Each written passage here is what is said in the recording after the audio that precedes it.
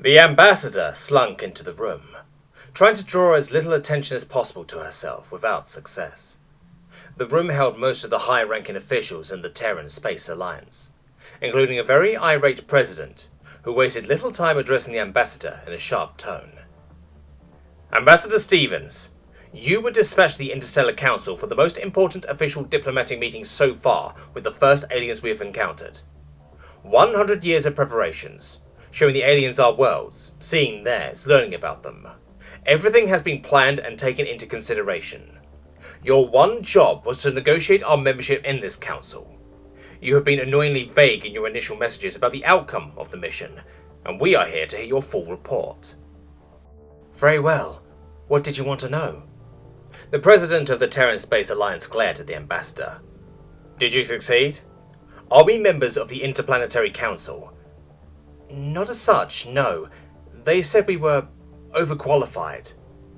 The president frowned. That was not the impression I got in the previous meetings. It's a new development on a more religious basis. On that note, while not membership in the council, we have been invited to join their pantheon. Ambassador Stevens, you know full well that we have more than enough religions of our own to deal with, and do not need to worship new gods. That's not what they meant. I don't care. The membership is required for extensive trade, as well as exchange of culture, ideas, research, and all the relics in their territories that we would get access to. Tell me what went wrong. The ambassador took a deep breath. There was an incident. I was just trying to not get us branded as heretic, or have many of our core industries shut down. I don't know how to explain it quickly. I'll just show you the recording, okay? The president frowned, but nodded. Okay, this is about 2 days in, near the end, and the relevant part. In the shared virtual reality that their cortical implants made possible, they saw the Interstellar Council. It was a large hall, with a wide variety of environments to accommodate the various members of the council. The Interstellar Council was made of species that had reached a similar level of development as the Terran Space Alliance, but through wildly different means. Earth had been in a cold, dark, and empty universe. You had to build everything from scratch. The various species of the Interstellar Council grew up in the shadow of previous ancient species, which had transcended, died off, moved, or otherwise left this part of the galaxy. They grew up surrounded by marvels, most useful if used correctly, most dangerous if not understood, and the vast majority completely incomprehensible to them. In the center of the hall was the Terran delegation, the ambassador in front, speaking, and a good dozen support personnel finding relevant data, managing display, and dealing with technical issues. Facing them was the Speaker of the Interstellar Council. So, as we have established, there is much to be gained on both sides from this membership. That was true. In short, usually new members of the Council were roughly compatible. They had also emerged from the remnants of ancient and greater powers. They fit into the mold, so after smoothing off some edges, they fit right in. The Terrans were not compatible in the same way. However, they were complementary, which was better. Rather than just another piece of the same shape, the capabilities of the Terrans neatly enhanced and extended the ones of the Council, and vice versa. The Council's technology was spread in terms of sophistication. The majority was obtained by finding relics, maybe a stockpile of drills somewhere that can keep your civilization supplied for millennia, or a factory that produces spaceship engines. These relics would easily outcompete anything similar a person might invent or try to provide, so why try? Why spend a decade trying to build something from scratch when you can instead send out people to scour the remnants of a Dyson sphere and find something better? Though maybe not for the purpose you initially intended. It will still be worth more than what you could build in a millennium, and everything you painstakingly built up can be made obsolete by some lucky discovery. So the Council ended up with very mixed technologies, based on what they had currently found. You might have a maglev train powered by steam, because you had the superconductor factories, but nothing to build a high-tech engine. In such a train, you might have rough wooden chair, covered by fancy metamaterials that could adjust texture and softness to a person's preference. And you might enjoy lab-grown meat substitute, fried over a gas stove cut with a flint knife. A bizarre mix of various levels of technology. Living in such an environment, the members of the Council became very good at operating all manners of arcane and poorly documented interfaces for technologies, as well as repurposing anything for a variety of use cases. If all you have is a supply of ultra-high-tech hammers, ones that can hit precisely where you mean to with just the right amount of force, with near unbreakable handles, that can propel themselves so you don't need to provide force yourself, that can attach themselves to the nail so you can draw it out again, that can adjust their own temperature, etc., etc., you won't just use them for nails. You will have chair leg made out of hammers because they don't break. You will use them to forge things. You will use them as heating elements. You will create works of art by precisely carving statues with your hammers. You will attach blades to them, as used as axes to split food, and so on. The Terrans had built their technology from the ground up. There were no relics of the past for them to discover. They had to pry from nature itself the secrets of how it worked. That meant their technology was understood and repeatable. They built machines to do what they were supposed to do, rather than repurposing something else. And if they could build a machine, they could do so 1,000,000 times with enough resources.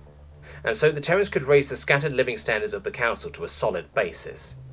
Relics beyond that level would still be useful where they were available for as long as they lasted, but there would be a base level of technology which one could rely on. For the Terrans, of course, the abundant relics that they could study and reverse engineer were a fantastic prize. Having guys to show them which ones were safe to use was a blessing as well, given that most relics were still far beyond them, and thus could be exceptionally dangerous. But there was another area of compatibility which would benefit the Terrans greatly. While they had a solid base of technology, and everything they built was, at some level, understood somewhere, they had progressed quite quickly, and that left a lot of legacy technology still in use somewhere, but with few, if anybody, who could still use them. The member races of the Council, coming from an abundance of relics of all kinds, very apt at using any kind of device with any interface, without instructions. There is, however, one last detail to consider. There was a nervous energy about the Terran delegation. This was it. Everything up to this point had been fairly standard, and easily overcome with copious amounts of preparations. It was gratifying to have perfectly cleared that section of the talks, but that had been the talks with the Interstellar Council. There were 3 factions involved in this talk. The first one was the speaker for the Interstellar Council, who would ask one more question at the end of the membership talks. The speaker was a part of the remnants of the elder civilizations that the council members had grown up in. It appeared to everybody as a respectable entity, often a member of their species, though in many cases something else that was respected. Various Terrans had reported seeing it as an angel, a dragon, and various fictional mental figures, in addition to those that just saw a member of their species or a human. The speaker that people saw was obviously just a projection, and his real body seemed to extend to the entirety of the moon that the council meetings were hosted on. Its capabilities were hard to determine, but the lower estimates put it at least an order of magnitude above the combined power of the Terrans and the council. The speaker's stated goal was to assist and guide younger races. Officially, it was a part of the council. Effectively, its approval was more important than that of the council. To gain that approval, you had to answer one question. One question not revealed before, that one could not deeply prepare for like all the others, to test the mettle of the new applicants. It was one of the questions that would create deep existential quandaries in the applicant species. It was always a useful question, one which would have led to problems between the new member and the council later, if not resolved. The Terrans had many guesses as to what the question would be, of course, but nothing conclusive had come out of it. The whole point was that it targeted a blind spot, after all. In terms of religions, the Council lets its member species deal with such matters themselves, and of course you will be treated the same. There are many beliefs and practices that the Council's member species holds to, which we do not expect you to share, and you are free to have your own. However, there is some commonality between these religions, which we hope you will respect. Core beliefs, if you will. The Terran ambassador froze, while the team around him was frantically calling up information about the religious practices of the Interstellar Council. Everything confirmed the Council itself was explicitly secular, allowing for all member species to practice their religion as they saw fit, and affronting protections from any biases based on religion in any non-religious affairs. Various members of the Council had different approaches, but that was their prerogative, as long as it didn't impact the Council meetings. There was some loose idea of a common pantheon that many of their religions had adopted, but all of it was optional. The religions of the Council tend to be based on the bygone races that shaped the world around them, with little question that they were real, though some details might have been lost in time. There were relics still around, and they formed the foundation of life for members of the Council. There was little doubt that they were based in facts somewhere down the line, though the aeons since then had muddled the specifics. Terran religions, on the other hand, had contended with a growing pile of evidence that they were very much not based on facts, so the holy texts were mostly seen as allegorically by the significant part of society that still was religious. It was, to be fair, a large difference. Religious differences could surely lead to strife with the Council, so creating some common framework might help there. And yet, this request was way beyond expectation. It wasn't just a test for the Terran Space Alliance. If this went through, if some core beliefs of the Council was to be respected by member species, that would have to be the same for all of them. It set religion up to be part of the way they govern their coalition, however minor the role might be. Meanwhile, undeterred, the speaker went on. Specifically, they all have some injunctions against going beyond our station and meddling in the affairs which we do not understand. They do not play God. While there is much we will be happy to learn from you, and much the Council looks forward to collaborate on, there are some aspects where you seem to stray into this territory. The gods have created life. Ambassador Norley, of the Quentari, if you would tell us your experiences on the human worlds. A small amphibious being shuffled forward in the pond where it had been sitting with the rest of its delegation. Ah yes, Speaker, thank you.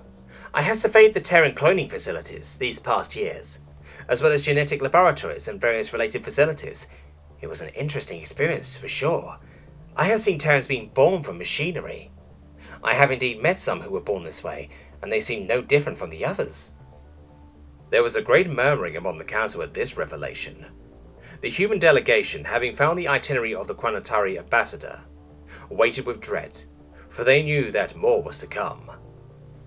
But giving birth to beings with machinery is indeed the smaller wonder I have witnessed. Terran genetic laboratories have not just mapped the genome like many of us have done with our analogues and are ready to fix defects. They know the function of the genes and can create new life forms from scratch. Indeed, rather than just the limited genetic codes found in their homeworld, they have created several others that are compatible with those. I have seen the designs for a myriad of creatures and met the realized end product, which in all cases seems to have worked flawlessly. The murmuring dimmed, replaced by scattered shocked expressions. Thank you, Ambassador Quentari. The speaker seemed undisturbed. The gods have given us worlds to live on. Lightbearer Antothius, if you would enlighten us with your travels? A being that seemed to be some cross between a fish and an octopus swam up to the edge of the tank and began waving the glowing ribbons it was holding. The gestures were automatically translated. I have been to Terran terraforming sites. This is their name for a terrifying practice that can involve tremendous explosions, numerous asteroid strikes, as well as machinery the size of moons. If we do not find a suitable planet in the system, there is likely to be one in the next. Humans have no such luck, but make up for that with terraforming. Beyond the physical alterations, Terrans seem to have just been the right organisms for every stage of establishing a compatible biosphere, no matter the original environment and the composition of the planet. This did perplex me, but Ambassador Quentari's descriptions of tailor-made beings do resolve the mystery. There was silence. The whispers had ceased and transformed into intense focus. The speaker seemed unaffected. Furthermore, these practices allow for terraforming on worlds which we would never consider. I have seen shells around gas giants being constructed and walked on them. I would not have known where I was if I was not told. And yet I have also seen planets that were not terraformed. Instead, they were disassembled into raw material for a myriad of space stations, hosting a far greater area for habitation than the planet would have been able to. You are all aware of the difficulty of maintaining life support systems, even with relics, constantly having to recycle everything. Terrans solved this problem with sheer scale. A large enough space station hosts its internal life cycle, biosphere and even weather system. Apart from minor nudges, which are also necessary on planets from time to time, the life support maintains itself in such conditions. Thank you, Lightbearer. The gods have given us minds. Friendmaker Clunio, if you would. An adorable ball of fluff half rolled, half waddled to a tiny podium. Indeed. Thank you so much for asking for my assistance in this matter of joining the Terrans to our lovely bonds of friendship. This will be a great day for us all. I have travelled and seen much, and met so many Terran friends, and they have told me of the work they do in their uplifting facilities. Didn't you know that the Terrans aren't a collection of species from many different worlds? I sure didn't. They come from a single world. But it turns out that the humans, which were the first species to develop a highly technological civilization there, decided that they were lonely and didn't have other friends in the universe, since they didn't know about us. A tragic tale for sure, that they found a solution. They created new friends. They took the other species on their planet, some here, some there, choosing mostly the ones that already boasted high intelligence, and they helped them along the way, so that they could become smart as well and be good friends. It is a lovely tale, though I don't suggest that others just try the same, because things can go wrong when you try to create friends out of nothing. And I should know. We made such experiments ourselves before noticing that it was just horrible. So you should rather just go out and make friends with the people who are already out there in the universe. It will be so much fun. By now, the delegates had caught on. There was always some piece of even more shocking news after the first piece of shocking news. There was a sense of expectation in the air, and Clunio did not disappoint. Oh yeah, also I almost forgot to tell you. They can make machines think and be friends. They call them AI, or robots, but mostly they just call them Terrans like everybody else. That's pretty cool, and I have become friends with several. Thank you, friend maker. Finally, the gods had given them the stars. Aster? A swarm of flying creatures arranged themselves in dazzling patterns, which were interpreted. We are the Aster. We gaze upon the void, and we are not moved. But this time we have seen things that sparked awe and terror in our mind. We have seen the Terrans alter stars as if they were mud in their hands. There are stars that are too big to last long. Others would make a temporary colony for a few million years before abandoning it or leaving it alone. The humans have removed matter from the star instead, to make it smaller and thus last longer. Indeed, we have seen a similar technique used on smaller stars as well, though the removed mass was in that case filtered, and the hydrogen added back to the star. This removal of heavier elements, it is like a rejuvenation treatment for the star, as the heavier elements build up over time, and eventually lead to the later phases in the star's life, where it becomes violent and unsuitable for life. But we have seen more than this. Beyond any solar system, we were shown a gas giant, a rogue planet moving on its own. It was on the edge of becoming a star, and the Terrans are working hard on pushing it past that edge. They are adding matter where it can easily be obtained, but they are also constructing a self-sustaining magnetic confinement field that will allow the star to be condensed enough for fusion, despite its lower mass. The energy of the normal fusion of the star will afterwards feed into and power the containment field. We repeat, the Terrans are making a star. There was no great uproar at this news, as there might have been if it had been the first shocking declaration the council heard. By now, they were past exclamation and clamour. Thank you, Esther. The testimonies have been made. Terrans, you have been breaking common tenets of most of the religions that the members of the council follow. If you wish to join this esteemed body, such practices must cease. How do you plead? The ambassador glanced back at the rest of the Terran delegation, hoping that one of them might have come up with some useful way out of this dilemma. They shook their heads. The ambassador took a deep breath. Improvisation it was. There was a vague outline of an idea in his mind, but whether it would work or be good remained to be seen. Speaker, Council, the Terran Space Alliance has indeed engaged in the aforementioned activities that you consider to be the realm of the gods. However, we do not acknowledge being wrong for doing so, even according to your own religious practices as you have claimed. If you have engaged in the creation of life, the alteration of planets, bestowing minds, and the making of stars, how can you claim to have not gone against the practices that prohibit these things? The speaker was calm, but there was an edge to their voice. The ambassador repressed a shudder. The ambassador could handle the council. They were similar, despite their physical differences and cultures. They were better in some aspects and lacking in other, but roughly in the same categories of young species. The speaker was an ancient relic, with an unknown depth of experience, power, and purpose. There was no telling whether it had planned for all of this all along. Still, there was only one way out so that the ambassador could see, so there was no choice as to which way to go. The religious practices specify that going meddling in that which one does not understand is prohibited. From the testimonies, it should hopefully be clear that this is not the case for the Terran Space Alliance in these areas. They are not idle research pursuits. These are engineering fields that have long since left the frontiers of science and settled into known territory.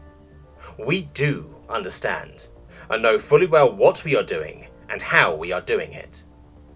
The ambassador resolutely faced the speaker and the council. We do not play God. We are professionals.